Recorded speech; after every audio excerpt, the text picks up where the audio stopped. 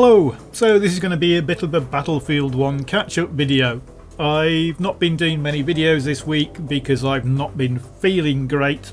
You know, it's part of the ups and downs of the recovery. Nothing really major, just a few aches and pains and niggles and things that make life uncomfortable and you don't really feel like doing any work. Just laying on the sofa and listening to audiobooks is what I've been doing for most of the week. What you did see at the start of the video is some titles I've been working on for Battlefield 1. Now, I really liked the titles I used to have for Battlefield 4 gameplay. They were kind of stolen from a Battlefield 3 trailer, and with my limited editing effects I couldn't recreate all the fancy stuff they had on that trailer, but I've tried to recreate the feel of it in this Battlefield 1 title sequence. If you didn't really notice it at the start, here it is again.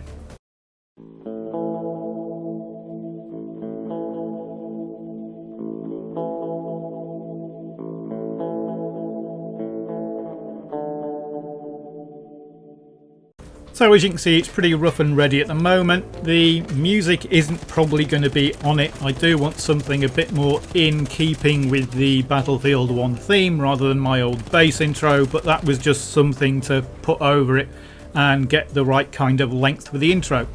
Right, so now back to the Battlefield 1 news, and there has been quite a bit of it, mainly to do with the single player. We've had a few single player trailers now, and we've had the 12 minutes of single player demo.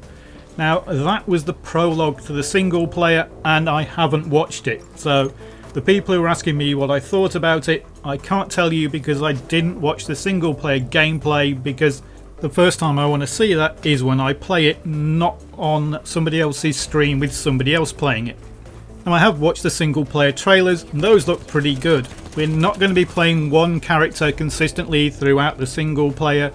We're going to be playing different characters in different times of World War I, and therefore we're going to be playing in different theatres of World War I. And that seems a more realistic way of telling the story of World War I. World War I was particularly bloody and brutal. Soldiers tended not to live a long time if they were on the front lines, so having one soldier going through all those different scenarios would have been a bit odd. So different characters, different times, different theatres of war. Seems like a pretty good idea.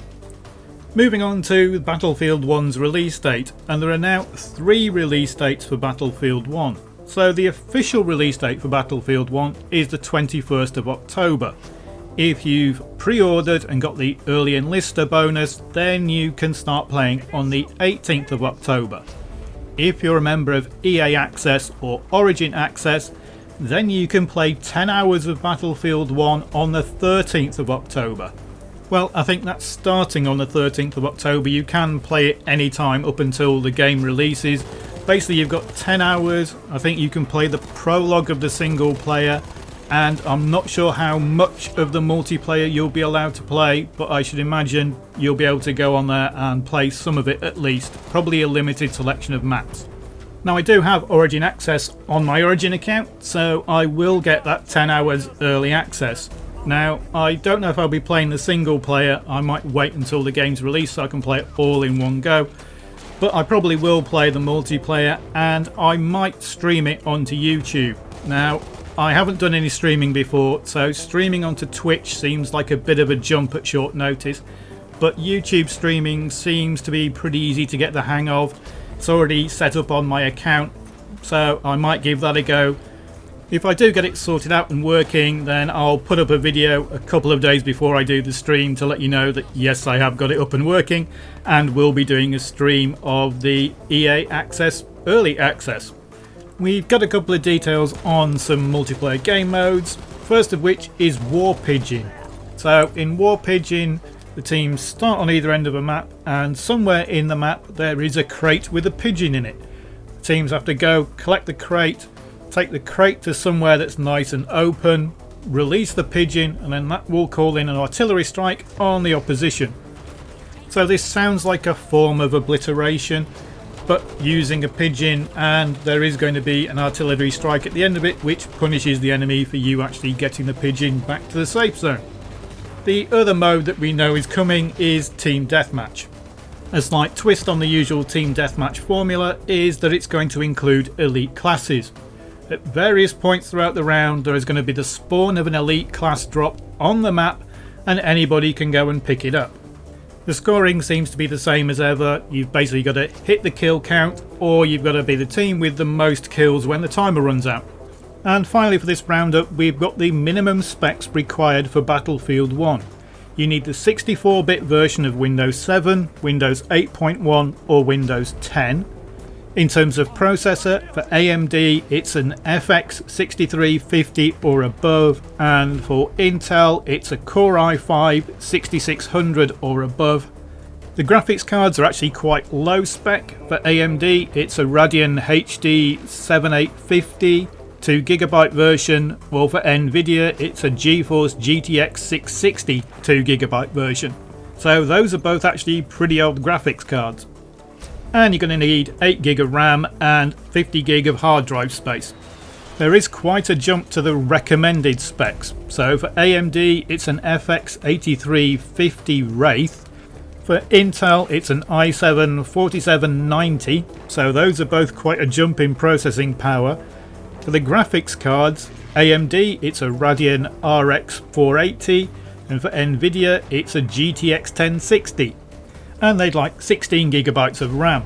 So that's actually quite a performance leap from the minimum specs to the recommended specs.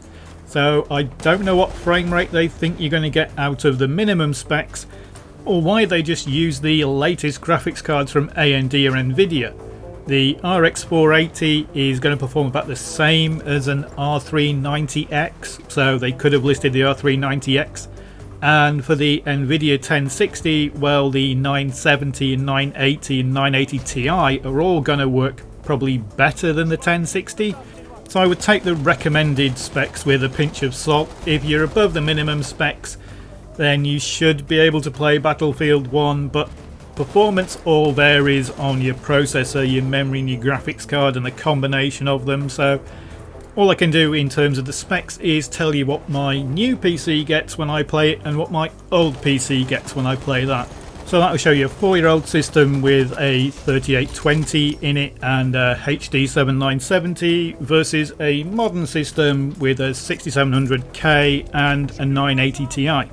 But looking at those specs, my 4-year-old PC is still above the minimum specs, so I imagine most PCs out there are still going to be able to run Battlefield 1.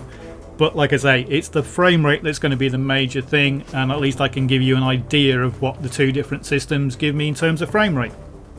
You may have noticed that the giveaway video has been taken down. It's actually just been unlisted. I've got to go through and authorise some of the comments that people left so that they do actually count as competition entries. Then I'm going to go through and pick the winners, and then I'll put up a separate video probably Thursday.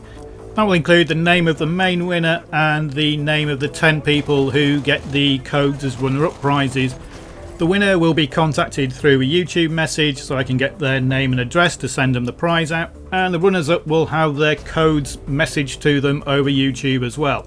So if I can't message you on YouTube and you did win, then unfortunately your prize is going to go to somebody else.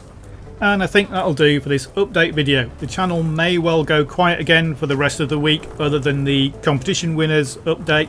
I'm going to take it easy for a few more days. At the weekend you might see me experimenting with some streaming, probably on Battlefield 4. It's probably just going to be short tests, and if possible I'm not going to get YouTube to alert people to them happening until I've got the system working properly. But you might see some streams pop up on YouTube. I don't know how it really shows it or notifies you of it. But hey, that will be the plan for the rest of this week and the weekend. Thanks for watching.